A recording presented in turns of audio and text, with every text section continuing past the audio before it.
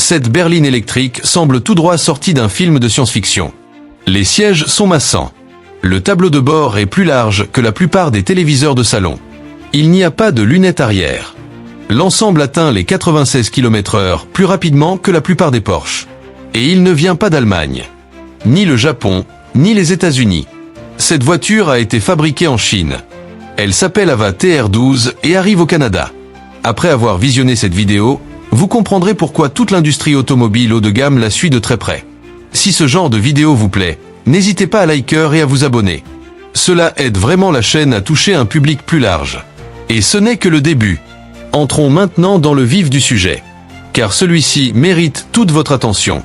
L'histoire que personne ne racontait. Pendant la majeure partie des années 2000, l'histoire des voitures chinoises a suivi un scénario très familier. Abordable, fonctionnel, sans fioritures. Le genre de véhicule qui remplit sa fonction sans attirer l'attention. Si vous recherchiez un modèle haut de gamme, quelque chose qui témoigne d'une véritable ambition en matière d'ingénierie, vous avez regardé du côté de l'Allemagne.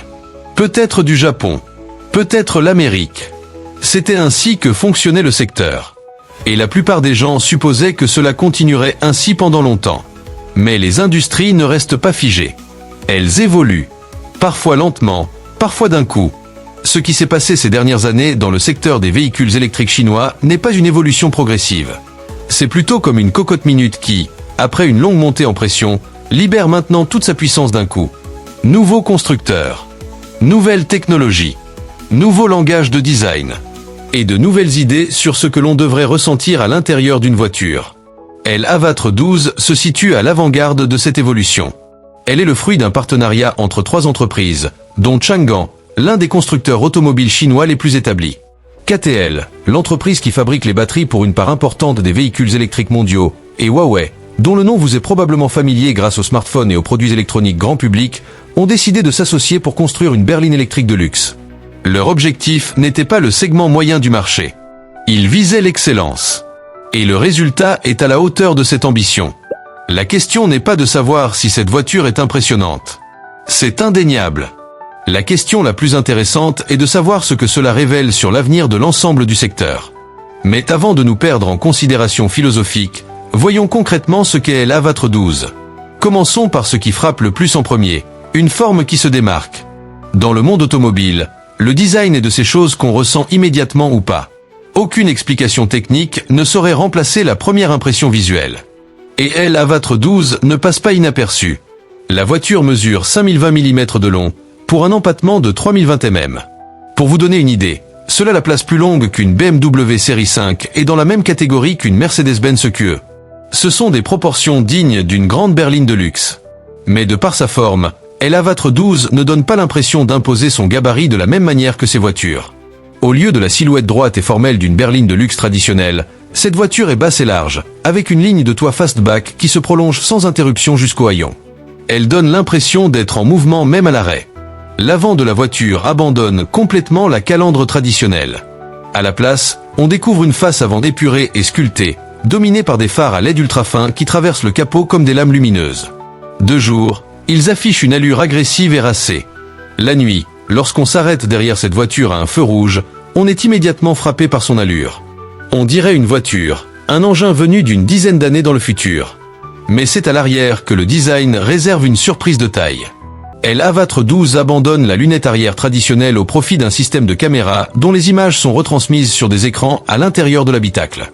Pas de verre. À la place, on obtient un profil arrière parfaitement lisse et continu, presque architectural. Au premier abord, ça peut paraître gadget. Quand on la voit en vrai, ça paraît évident. Comme si c'était la solution idéale depuis toujours et que personne d'autre n'y avait encore pensé. Avec ses portes sans cadre, ses ailes arrière musclées et ses roues énormes, on obtient une voiture qui ne donne pas l'impression de vouloir rivaliser avec les berlines de luxe européennes.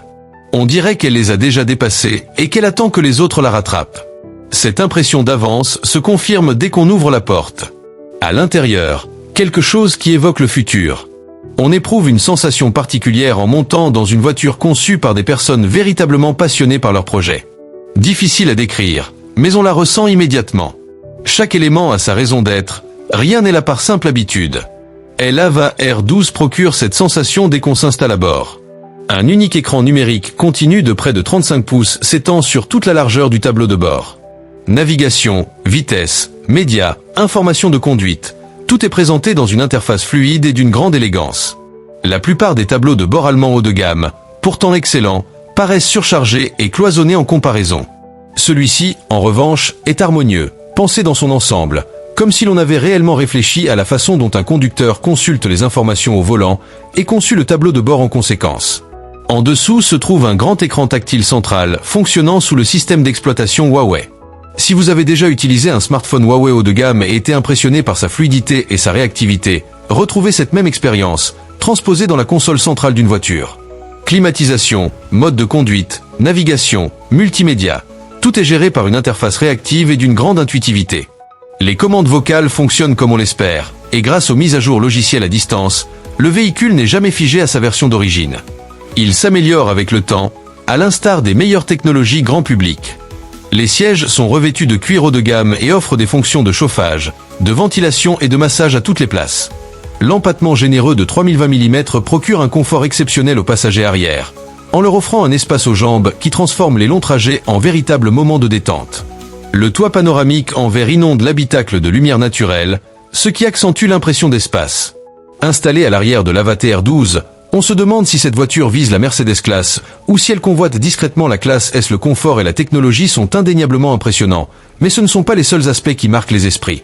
Cela se produit lorsqu'on aborde ses performances réelles sur la route. Des chiffres qui remettent tout en question.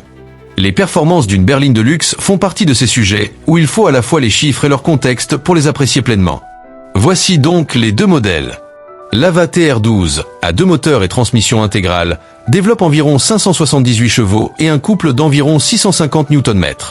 Elle passe de 0 à 100 km/h en environ 3,9 secondes.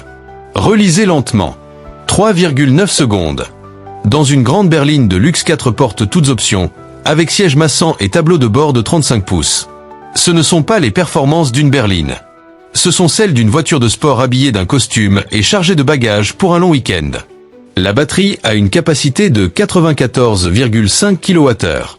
Grâce à son architecture électrique 8sense-V, la voiture se recharge à une vitesse vraiment pratique. Récupérer des centaines de kilomètres d'autonomie le temps d'une pause café n'est pas un argument marketing. C'est la capacité du véhicule à fonctionner. L'autonomie totale avec une charge complète peut atteindre environ 700 km dans des conditions de test standard. Concrètement, cela signifie pouvoir parcourir la distance entre Toronto et Montréal avec une autonomie restante appréciable et sans se soucier de la prochaine borne de recharge. Mais les performances pures ne représentent qu'une partie de ce qui rend cette voiture techniquement intéressante. L'Avate R12 est également équipé de l'un des systèmes d'aide à la conduite les plus sophistiqués actuellement disponibles sur un véhicule de série. Il comprend plusieurs caméras, des capteurs radar et 4 unités lidar distinctes, fonctionnant de concert grâce au système ADS de Huawei. Le lidar fonctionne en émettant des impulsions laser dans toutes les directions et en utilisant les signaux de retour pour créer une carte précise et en temps réel de l'environnement du véhicule. Grâce à ces 4 systèmes, la voiture ne présente pratiquement aucun angle mort. Ce système prend en charge l'assistance avancée à la conduite sur autoroute, les changements de voie automatiques et le stationnement intelligent.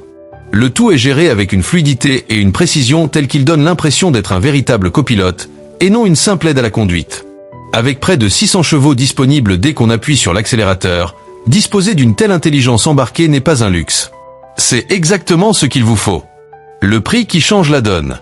C'est là que l'histoire passe de l'impressionnant au véritablement significatif.